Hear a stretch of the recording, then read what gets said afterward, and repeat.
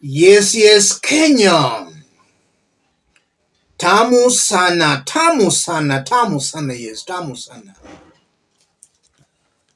In this video right now, I want us to answer 3 questions.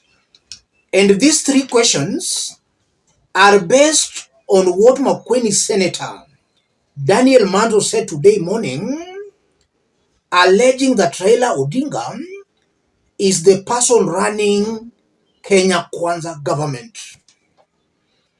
Is it true Raila is the person running the government? Let's answer these 3 questions. The first question, is Raila Odinga the person running the government politically?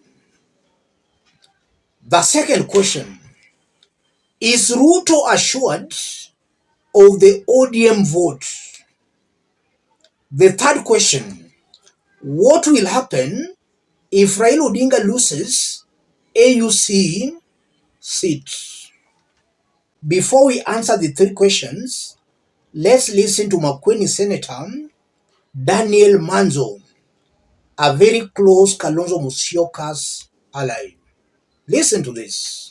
I want to assure him that the vote of ODM is not assured to Raila Odinga, to Ruto. Right now. How do you know, Senator, you're not in ODM, you're not a resident of Kisumu? No, we are in Azimio in ODM, and I talk to all the ODM people. Do we have Azimio? I talk to ODM people every day. Is the Azimio outfit still intact? That's a matter that... It is only Mother Karua has left. You can only wind up a coalition so when only one party. I'm speaking, with a lot of authority. No, are you speaking as Azimio? Yes, as Azimio, and I interact with a lot of Azimio members, including members of ODM. So the only way, in fact, right now, Ruto's government is hanging on Raila's lips. It is Raila who is in charge of this country right now, politically. And therefore, if I were Ruto, I will not go and waste all my time in Kondele. I'll make sure, for sure, Raila Odinga goes to African Union. And if he fails to go to African Union, we will put the blame squarely on William Samoei Ruto. Let's put all that into perspective. If you are watching us but you have not yet subscribed, subscribe, give the video a like. Let's proceed. Let's answer our 3 questions because the answers will put into perspective what Daniel Manzo is trying to insinuate. Weeks back, the same Daniel Manzo claimed, or rather alleged, that Adani sponsored Raila Odinga's presidential campaigns some times back. That was Daniel Manzo, and Kalonzo implored upon him to apologize to Raila Odinga. And now the same Manzo is claiming, or rather alleging, that Raila is the person running the country politically. Is it true Raila Odinga is the person running the country? And what is Manzo's intention by making that assertion? If Raila Odinga was running this country, we could have been seeing that from Raila Odinga himself. Raila Odinga could not be complaining about revenue allocation to counties. He couldn't be attacking parliament because we all know our parliament is not independent. This parliament is being directed from State House. So when Raila Odinga attacks parliament, he was attacking the executive.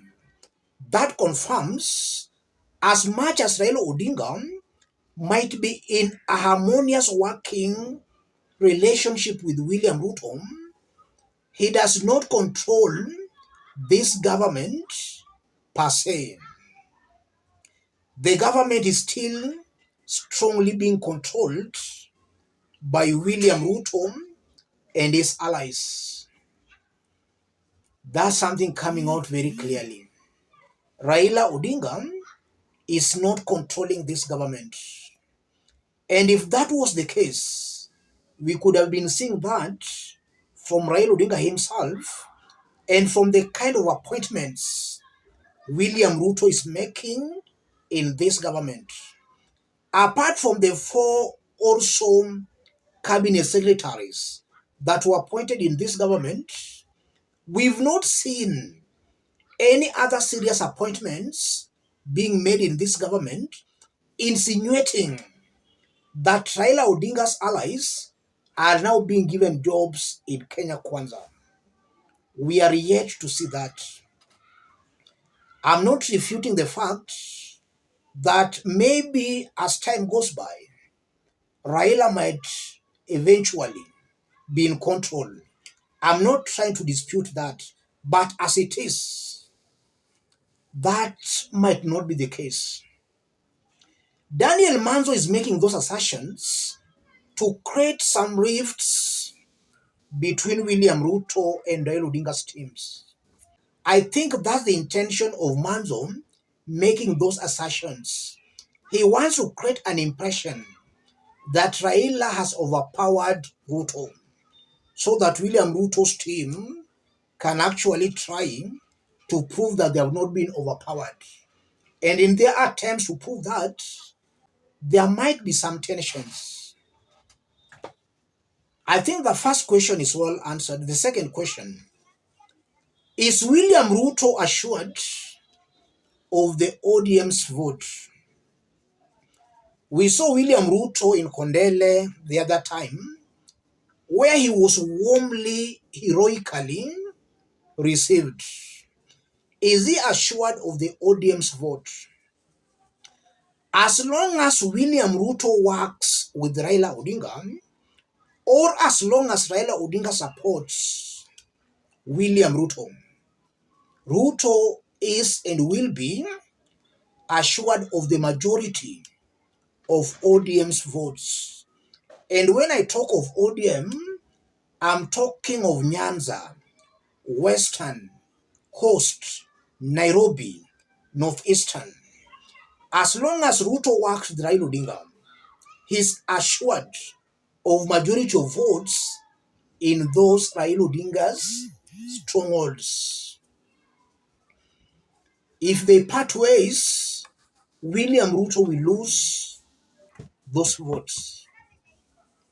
The third question, what will happen if Raila Odinga loses AUC seats? That's a very unlikely scenario. But in the event Raila Odinga loses that seat,